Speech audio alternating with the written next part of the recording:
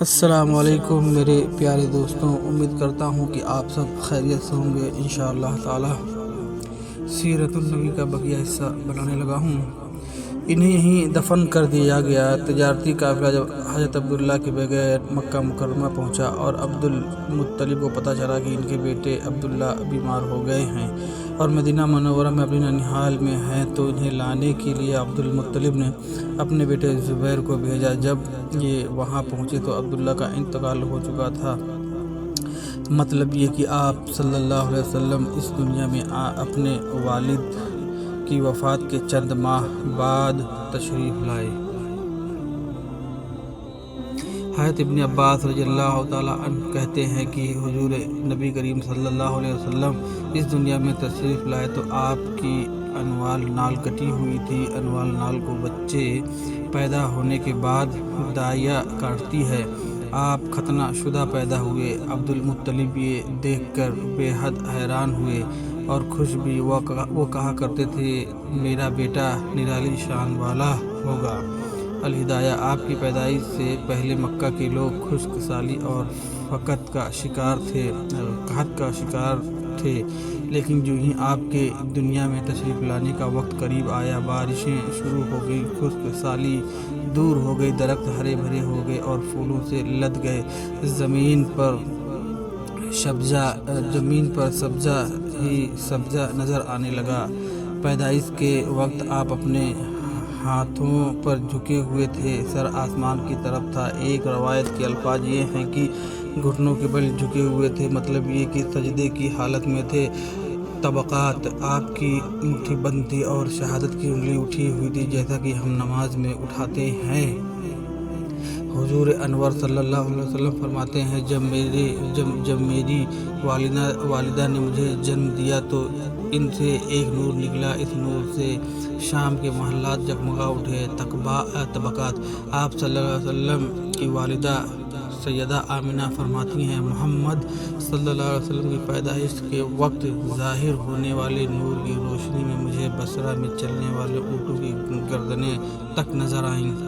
علامہ Saadi رحمۃ اللہ علیہ نے لکھا ہے کہ جب آپ پیدا ہوئے تو آپ نے اللہ کی تعریف کی۔ ایک روایت میں یہ الفاظ آئے ہیں، اللہ اکبر کبریاء والحمدللہ کثیرا وسبحان اللہ بکرۃ واصیلا۔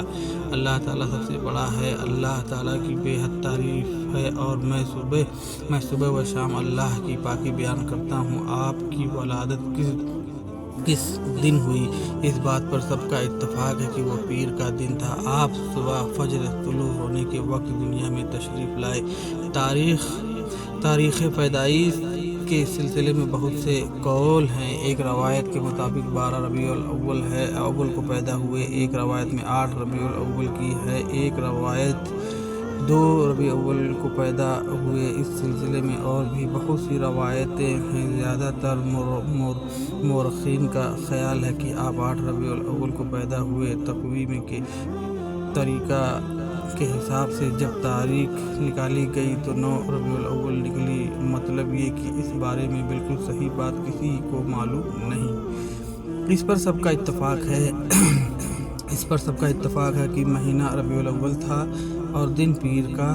یہ بھی کہا جاتا ہے کہ آپ کو پیر کے دن ہی نبوت ملی، پیر کے روز ہی آپ نے مدینہ منورہ کی طرف ہجرت فرمائی اور پیر کے روز ہی آپ کی وفات ہوئی۔ آپ عامل فیل میں پیدا ہوئے، یعنی ہاتھیوں والے سال میں۔ اس سال کو ہاتھیوں والا سال اس لیے کہا جاتا ہے کہ ابرہہ نے ہاتھیوں کے ساتھ مکہ مکرمہ پر چڑھائی کی تھی۔ آپ کی پیدائش اس واقعے کے کچھ ہی دن بعد ہوئی تھی۔ واقعہ کچھ اس طرح ہے کہ ابرہہ یمن کا عیسائی حاکم تھا۔ حج کے دنوں میں اس نے دیکھا کہ لوگ بیت اللہ کا حج کرنے جاتے ہیں۔ اس نے اپنے لوگوں سے پوچھا، یہ لوگ کہاں جاتے ہیں؟ اسے جواب ملا کہ بیت اللہ کا حج کرنے کے لیے مکہ جاتے ہیں۔ اس نے پوچھا، بیت اللہ کس چیز کا نام